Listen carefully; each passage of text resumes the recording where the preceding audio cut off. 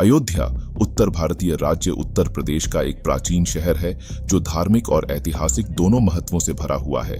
हिंदू पौराणिक कथाओं के अनुसार अयोध्या को भगवान राम का जन्म स्थान माना जाता है, जो महाकाव्य रामायण में एक प्रतिष्ठित देवता और केंद्रीय व्यक्ति थे। यह शहर राजा राम के पुण्य शासन से जुड़ा है और लाखों हिंदुओं के दिलों में एक विशेष स्थान रखता है। शहर का प्राचीन इतिहास रामायण सहित विभिन्न हिंदू ग्रंथों में इसके उल्लेख से चिह्नित है। अयोध्या सांस्कृतिक और बौद्धिक गतिविधियों का केंद्र रहा है, जो सदियों से विद्वानों, कवियों और भक्तों को आकर्षित करता रहा है। यह शहर पवित्र सरयू नदी के तट पर स्थित है। हालांकि राम जन्मभूमि बाबरी मस्जिद विवाद के कारण अयोध्या ने अंतर्राष्ट्रीय स्तर पर ध्यान आकर्षित किया। विवाद इस दावे के इर्द गिर्द घूमता है कि बाबरी मस्जिद 16वीं शताब्दी में बनी एक मस्जिद उस स्थान पर बनाई गई थी जिसे हिंदू भगवान राम का जन्म स्थान मानते हैं।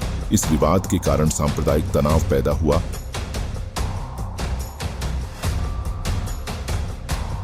सोलहवीं शताब्दी में मुगल सम्राट बाबर ने ऐतिहासिक महत्व से भरपूर स्थल अयोध्या में बाबरी मस्जिद का निर्माण करवाया। समय के साथ कुछ हिंदुओं के बीच एक धारणा ने जड़ें जमा लीं, जिसमें कहा गया कि मस्जिद उस पवित्र भूमि पर बनी थी जहां माना जाता है कि पूज्य भगवान राम का जन्म हुआ था। 6 दिसंबर 1992 को विवादित स्थल पर राम मंदिर के निर्माण के लिए आंदोलन कर रहे हिंदू कार्यकर्ताओं की एक बड़ी भीड़ अयोध्या में एकत्र हुई। स्थिति बिगड़ गई और राजनीतिक नेताओं के आश्वासन के बावजूद कि मस्जिद की रक्षा की जाएगी, भीड़ ने सुरक्षा घेरा तोड़ दिया और बाबरी मस्जिद को तोड़ दिया। इस घटना के कारण पूरे भारत में बड़े पैमाने पर सांप्रदायिक दंगे भड़क उठे, जिससे जान माल का नुकसान हुआ। यह विवाद हिंदुओं की इस मान्यता पर आधारित था कि अयोध्या में बाबरी मस्जिद ठीक उसी स्थान पर बनाई गई थी जिसे भगवान राम का जन्म स्थान माना जाता है। इस विवाद के कारण दशकों तक तनाव, कानूनी लड़ाई और अंततः मस्जिद का विध्वंस हुआ। बाबरी मस्जिद के विध्वंस के पीछे निश्चित रूप से राम जन्मभूमि आंदोलन ही था। राम जन्मभूमि आंदोलन के इतिहास के एक मार्मिक अध्याय में एक दुखद घटना सामने आई, जब पुलिस फायरिंग के दौरान श्रद्धेय साधुओं सहित कई लोगों की जान चली गई। यह दुखद घटना राम जन्मभूमि आंदोलन के विवादास्पद इतिहास में एक महत्वपूर्ण क्षण आडवाणी यात्रा की पृष्ठभूमि में घटी। भक्त भगवान राम के प्रस्तावित जन्म स्थान पर राम मंदिर के निर्माण के लिए अपना समर्थन व्यक्त करते हुए आंदोलन में भाग लेने के लिए एकत्र हुए थे। यात्रा का नेतृत्व वरिष्ठ नेता लालकृष्ण ने किया, जो सोमनाथ से शुरू होकर अयोध्या तक का था। यात्रा का लक्ष्य राम मंदिर निर्माण के लिए समर्थन जुटाना था। प्रदर्शनकारियों और पुलिस के बीच झड़पें होने से स्थिति ने दुखद मोड़ ले लिया।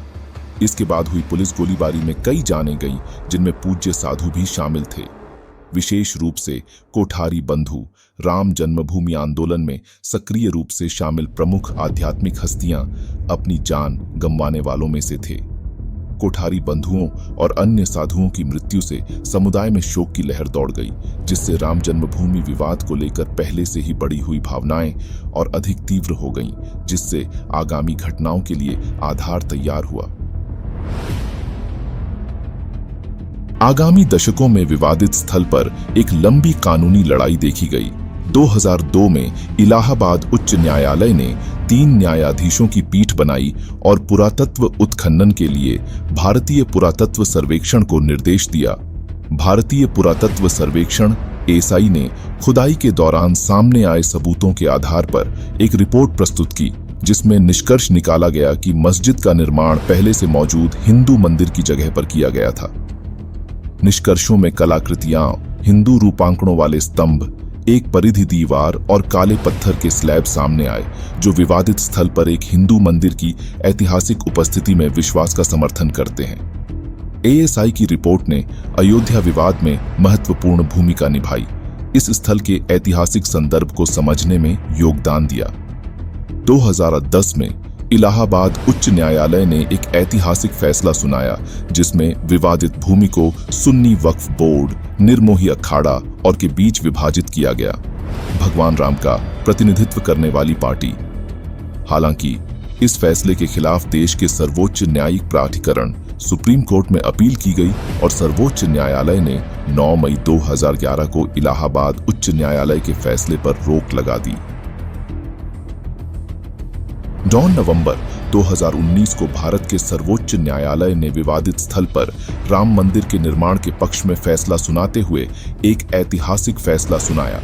बाबरी मस्जिद के नीचे एक हिंदू मंदिर के ऐतिहासिक अस्तित्व को स्वीकार करते हुए अदालत ने 1992 में मस्जिद के अवैध विध्वंस की निंदा की। विशेष रूप से अदालत ने सुन्नी वक्फ बोर्ड को मस्जिद के निर्माण के लिए वैकल्पिक 5 एकड़ भूखंड के आवंटन का आदेश दिया।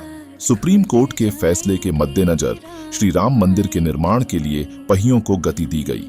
भूमि पूजन एक औपचारिक भूमि पूजन कार्यक्रम 5 अगस्त 2020 को हुआ, जिसमें प्रधानमंत्री नरेंद्र मोदी ने शुभ अवसर का नेतृत्व किया।